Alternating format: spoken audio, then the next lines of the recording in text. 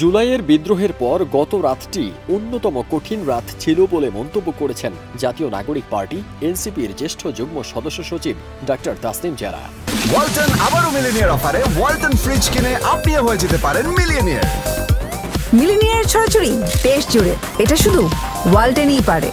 23 মে সকালে সামাজিক যোগাযোগ মাধ্যম ফেসবুকে দেওয়া এক পোস্টে তিনি একথা জানান। পোস্টে তাসনিম জারা লিখেছেন, রাজনৈতিক দলগুলোর ছোট ছোট স্বার্থ আর পারস্পরিক অবিশ্বাস আমাদের গণতান্ত্রিক যাত্রাকে বড় বিপদের মুখে ফেলছে। যারা স্বাধীনতার জন্য রক্ত দিয়েছে তাদের স্বপ্ন আমরা নষ্ট করতে পারি না।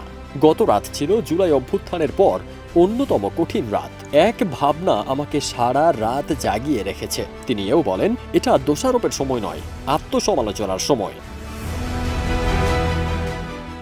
এনসিপির জ্যেষ্ঠ যুগ্ম সদস্য সচিব লিখেছেন, ইতিহাস বলে যারা পরিবর্তনকে ভয় পায় তারা বিভাজন ও মেরুকরণ দিয়ে পুরনো শাসন ব্যবস্থাকে নতুন মুখোশে ফিরিয়ে আনতে চায়। আমরা যেন তা না হতে দিই। আমাদের দলাদলির বাইরে উঠে জনগণের জন্য সংযম, সংলাপ ও ঐক্য রক্ষা করতে হবে। এই বিপ্লব ছিল জনগণের, তাদের প্রতিই আমাদের দায়িত্ব।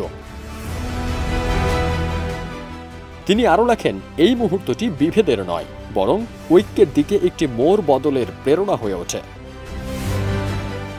ফারদিন সানি, দেশ রূপান্তর।